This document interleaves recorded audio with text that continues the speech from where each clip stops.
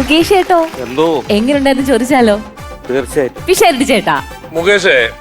മുകേഷിനെ എനിക്ക് മുകേഷ് അങ്ങ് ഇഷ്ടപ്പെട്ടുകൊണ്ടിരിക്കുകയാണ് ഓരോ ദിവസം കഴിയുന്നതോറും. മുകേഷ് തണ്ടർ സാവിത്രി, ബൈക്കിന് പറന്ന കുഴിയിലോട്ട് പോയ ആള്, ഇങ്ങനെ ചില പേരുകളും കഥകളും അനുഭവങ്ങളും ഒക്കെ രസമായിട്ട് അവതരിപ്പിക്കുന്നുണ്ട്.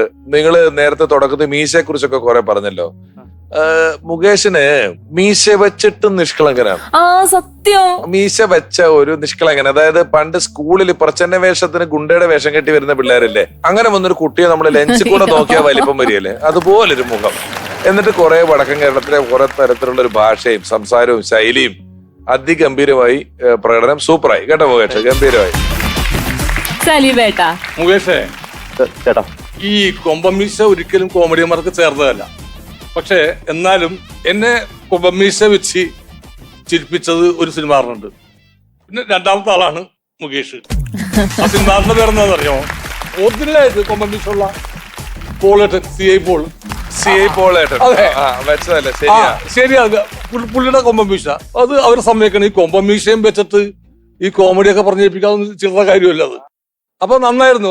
കാരണം ഈ ഉള്ളിലൊരു കാതലുമില്ല, പക്ഷെ അവതരണം അസാധ്യമായിരുന്നു.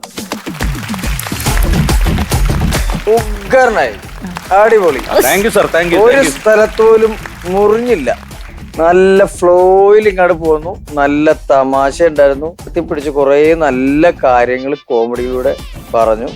വളരെ നന്നായിരുന്നു. മുകേഷ് ചേട്ടാ താങ്ക് യു. ഇറങ്ങി സമയം പോയി. സൂക്ഷിച്ചിറങ്ങണേ. രമേശ് ചേട്ടാ, ആ ഞങ്ങൾ ഇറങ്ങാട്ടോ. ആ 4:30 ഒരു ഫ്ലൈറ്റ് ഉണ്ട്. ആ പൈലറ്റ് നമ്മുടെ പരിചയക്കാരനാ. അതുകൊണ്ട് ഒരു 3 സീറ്റ് ഒപ്പിച്ചിട്ടുണ്ട്. ഇപ്പൊ ഇറങ്ങിയാ കറക്റ്റ് ആയിരിക്കും. ആയിക്കോട്ടെ. വീടിന്റെ താക്കോല് ഇത് നിന്നെ ഏൽപ്പിച്ചിട്ടാണ് പോകുന്നത്. സാർ ഈ വീട് ധൈര്യമായിട്ട് എന്നെ ഏൽപ്പിച്ചിട്ട് പോക്കോ. തിരിച്ചു വരുന്നവരെ നന്നായിട്ട് നോക്കിക്കോളാം. ഇനി തിരിച്ചു വന്നില്ലെങ്കിലും ഈ വീട് ഞാൻ നോക്കിക്കോളാം.